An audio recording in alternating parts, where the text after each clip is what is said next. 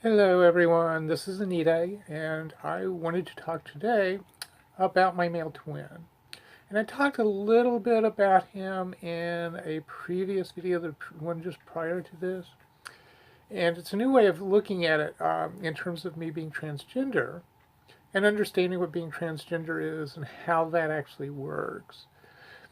And interaction with other people. Because when I was born, I was the only baby delivered from my mother. But my male twin came into existence um, moments after I was born when the doctor, looking between my legs, said, "It's a boy." Put male on the birth certificate and told my parents, "Congratulations on your new son." And um, after that, my male twin, that doesn't really exist, was seen by everyone, including me. Um, And I, who really did exist, wasn't seen by anyone, including me. So all of the interaction goes through this fantasy male twin that exists simply because there's a male put on a birth certificate. So all the expectations coming in for my life are geared towards this male. Well, and there's good things with that. I mean, it's not completely bad. The good things are I didn't get limited to having to do just what the girls had to do. Certainly in the early 50s, being a girl wasn't a high status thing. I remember hearing people saying, I probably said it myself, "Oh, you can't do that, you're just a girl," or "Don't be such a girl," or, things like that, or worse. There always belittled girls. Even a girl, you'd say those things to her, and it was just a way of belittling them. And and so I was able to go and run and do the things that I wanted to do. Um, and girls had a place to be. They always had, they always had to be, and they had to be fairly staid, and they weren't allowed to roughhouse her a lot. And there were a lot of limitations put on girls that I really didn't care to have put on me, even though I was a girl. But so I could run and I could do all those things, which was really kind of fun and really neat. But at the same time, finding people that I felt like I really could connect to and be friends with was difficult because when I tried to hang around with the girls, they didn't want me because they saw me as a boy.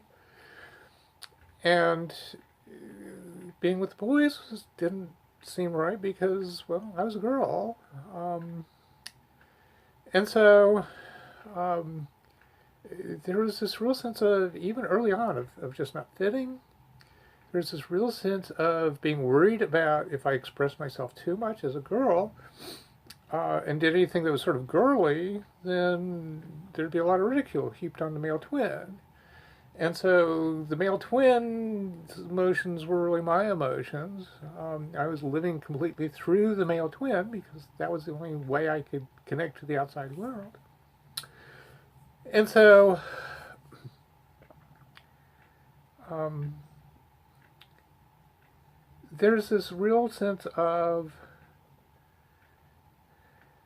trying to game, if you will, um, how other people saw the male twin, because in doing that, then I was making sure that people wouldn't ridicule or put me down or make me feel worse than I already felt.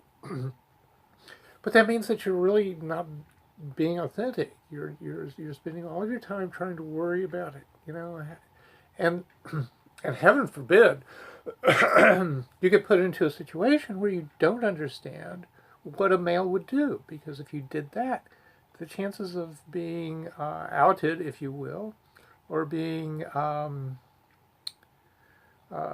seen as a deviant or a feminized boy, which was bad as well, or having somebody say, "Don't be such a girl" to you, was fairly high. And so even at age 7, I knew that I needed an exit plan in case ridicule got too bad. It wasn't very, valid, but it was a plan. And so um, there was just this real sense of internal loneliness, of wanting to be seen, of trying to make myself seen from time to time, trying to find ways that I could actually sort of be myself, even in terms of being a male, um, and really trying to embrace the stuff that being a male was all about.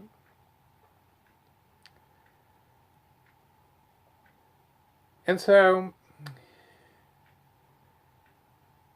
what happens over a long period of time, though, is that feelings start getting worse. By the time I got into middle school, I really wanted to be with the other girls. I mean, that was. I mean, it's a normal part of being a young girl. When you get to be a teenager, you really want to sort of be with your peers. And I wasn't seen as a girl, and so I really wasn't allowed to be in girl spaces. I did find ways of doing that in my own way. Puberty was late for me.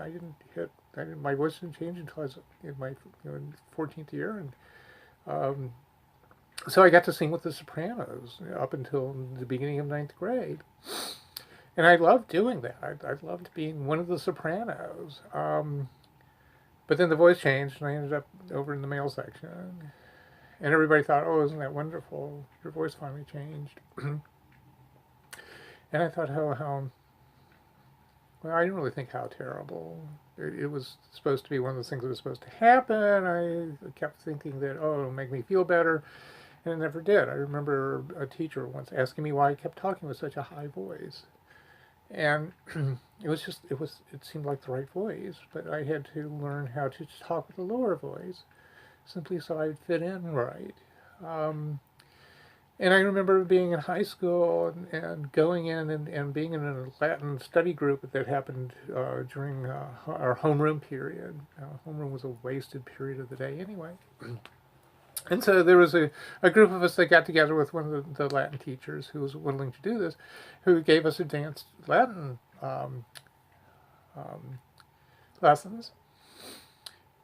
And I was the only, perceived male in the room, and I was in heaven because I was with a bunch of girls, and we could sort of chit chat, and it was really kind of being in a girl's space, but it was legitimate in some ways. And um, so there's that real sense of having to live in a way that's very, very false because you're living through someone else who doesn't really exist. And even now, the male twin is there. I'm recognized that the male twin is there every time somebody says "sir" to me, and frankly, that happens multiple times a day. Um, every time I get misgendered by someone, it tells me that they still see me as they still see the male twin. Um, my own dysphoria is from seeing the male twin myself. That when I become really aware of the male twin and its presence in my life, that's when my dysphoria really kicks up high. Um, and so the the the point of all this is that you know trying to come to grips with the male twin, trying to come to grips with how do I get past the male twin, being at a time in life when hormones isn't going to do that much, really. I don't really want to do a lot of surgery on my facial features, and frankly, a lot of the things that I find, in terms of shoulders, in terms of height, in terms of just sort of overall body shape, is not really going to change with much with the hormones, and so it's going to still be very, very male. Being bald-headed doesn't help. I could get a wig for that, but I'm not sure it really make that much difference. And frankly, I kind of like being bald-headed and shaved.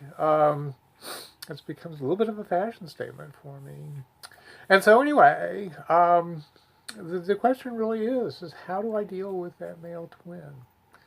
But I wanted to give this idea of a male twin out and put it into a video and talk about it a little bit. I am going to do a tape of my presentation, or at least the dry run for the presentation, in next week, um, and I'll post that after that presentation because people are having to pay to go to it, so I don't really want to put up what I'm going to say prior to that. It seems only reasonable.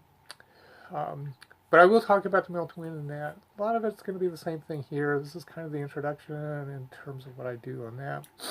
It's a little bit more sketchy. Um, but anyway, so thank you very much for watching. I hope this makes a little bit of sense to you.